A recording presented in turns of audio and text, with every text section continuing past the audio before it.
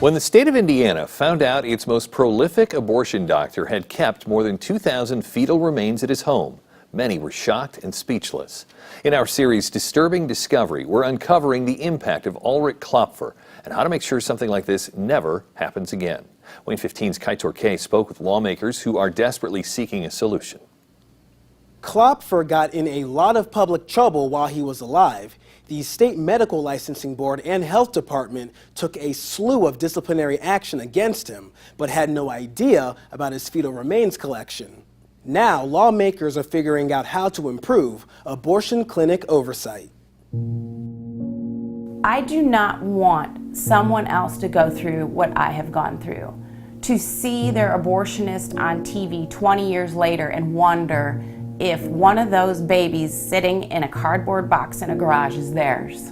That is an ugly, ugly position to be in. The call to action is out to make sure the likes of abortion doctor Klopfer never practice again. Former patients, doctors, and lawmakers appalled by the dark secret he took to his grave. And taking 2,200 some remains of babies home and putting them in his garage, that doesn't compute, it doesn't make sense, which places him in the category of a psychopath.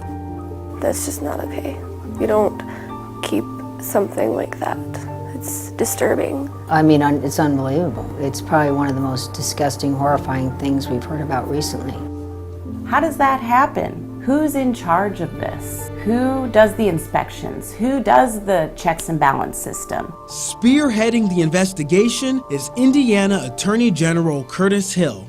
This is not a situation that has occurred before, and it's our responsibility to get it right.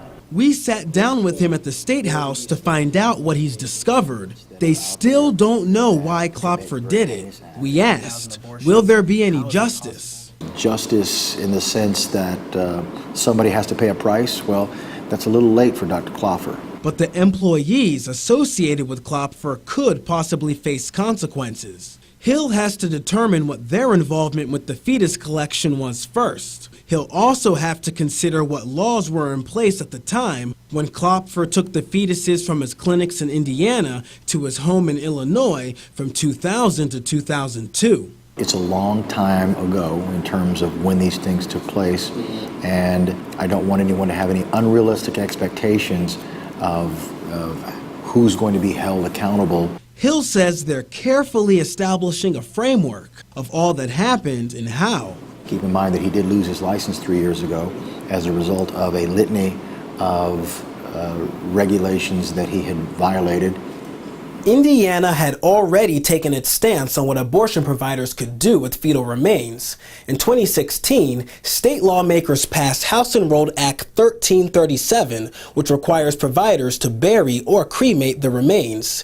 Keeping them without intent of burial or throwing them out as medical waste became a Level 5 felony. Because of an injunction, HEA 1337 wasn't allowed to be enforced until September 2019. It actually became enforceable the same day that Klopfer died. But the law was put into place for reasons unrelated to him, 3 years before his fetal collection was discovered. State Senator Liz Brown says learning about his secret only made the Indiana State Department of Health more serious about carrying out the law once it was enforceable. I was so happy that the State Department of Health is all ready to hit the ground running implementing this law. They appreciate the gravity of the situation, and particularly in light of the fact of finding over 2,000 babies' remains in Dr. Klopfer, the abortion doctor's home, and in his car. We know that we can assure everyone that these babies going forward will be buried with dignity. Under HEA 1337, ISDH is making abortion providers account for every disposed fetus through a burial transit permit.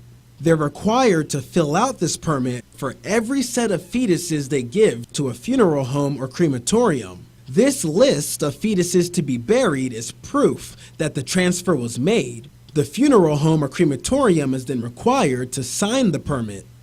ISDH is also requiring that providers have patients sign a disposition for fetal remains form, which gives the patients their 2 fetal disposal rights. So they will receive that from the abortion clinic, and it will state very specifically, I understand that the clinic will bury my baby's remains in a dignified manner, and or I have the choice instead to choose where I would like those remains to go. None of Indiana's abortion clinics responded to Wayne 15's request for an interview, but Brown trusts ISDH has made it clear to all of them the expectations going forward.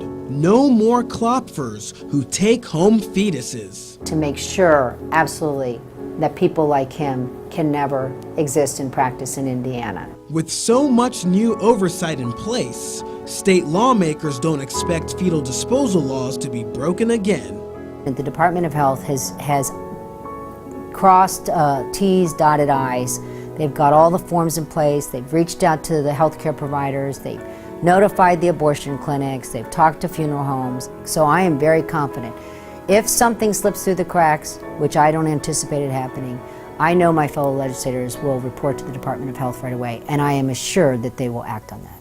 Both of Indiana's U.S. senators and a couple of its U.S. representatives want to take Indiana's fetal disposal laws to the national level.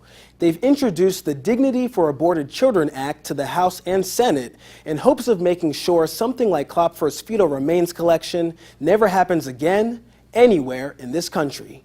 Kaitor K, Wayne 15 News.